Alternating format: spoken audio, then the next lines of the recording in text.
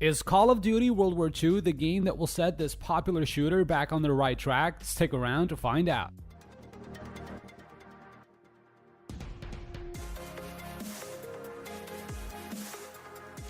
Hey guys, Sabrio here, and today we're gonna be talking about Call of Duty World War II. So we've been playing this game non-stop since it came out, and we gotta say right off the bat that Call of Duty World War II serves as a great reminder of what made Call of Duty such a giant among shooter games. After a series of futuristic titles that didn't seem to care much about their original fanbase, we finally have a game that's well worth every penny.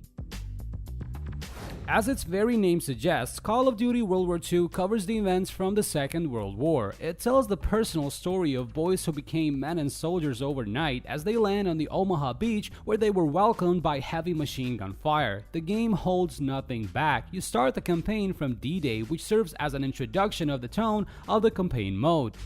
You play as Ronald Daniels, who wants to live up to his father's legacy, who was a World War I veteran. The campaign mode of the game is absolutely brutal. It really does a fantastic job of conveying the atmosphere of war. During the battles, you will perform various heroic actions, such as taking on the vastly superior enemy, rushing head-on, capturing enemies instead of shooting them, dragging a fellow fallen soldier to safety, and so on.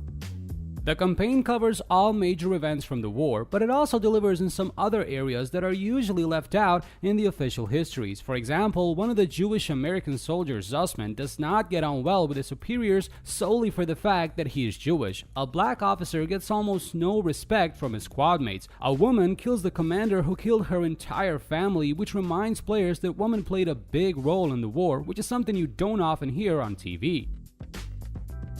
Going back in time means slowing the pace of multiplayer, which is something Call of Duty was in desperate need of. Previous games have felt much too arcadey and gave almost no sense of shooting realism, like for example Battlefield. This time around though, things have changed as you have time to plan your steps. You have time to think about when you need to run for cover, when to refill your ammo, and so on. Call of Duty multiplayer is no longer rushing into your enemy base whilst holding down the shooting button in hopes of getting a few lucky kills. A new mode called Headquarter or HQ is a great addition to multiplayer mode. It serves as a social hub where players can practice to enhance their skills even more. You can, for example, go to the shooting range where you can practice your aiming skills, which really pays off in the long run. There's also a number of different daily and weekly tasks that you can do in order to earn points that you can use as in-game currency. It will be interesting to see how the social aspect of the game develops in the future. Call of Duty World War II is a gorgeous looking game. Sledgehammer really went out of their way to create a game with impressive realism. There are so many subtle details that add to the overall immersion, such as rains of enemy artillery fire that just pours down from the sky on you. The trees in the woods are packed with shells that are preset to explode, sending splinters in all directions, which is terrifying but still a sight to see nonetheless. The landscapes in the game are beautifully designed, so much so that despite the fact that you're trapped in hell on earth with ashes, blood, and fire all around you, you can still appreciate the beauty that even such an image can convey.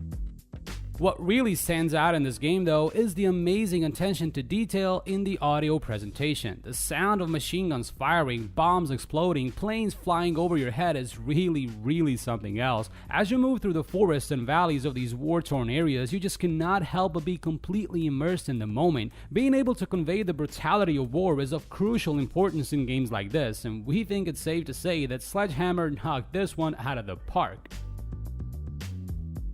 Activision going back in time with Call of Duty World War II was probably one of their best ideas in the last decade. We can already safely say that this game will be taking up most of our time in the near future simply because of how good the game is. The gameplay feels smooth, multiplayer is finally what it should be, in other words, it's just an authentic Call of Duty, but of course we're not saying that the game is perfect. We did face certain connectivity issues when going online, and we cannot escape the feeling that the game could do with a memorable villain. Call of Duty Advanced Warfare had Jonathan Irons, for example, and we think it's a shame that the villains in Call of Duty World War II have such small roles in the game. Overall though, with the amazing campaign and the realistic multiplayer, a truly impressive presentation with superb attention to detail, we have to say that Call of Duty World War II will go down in history as one of the best Call of Duty games ever made.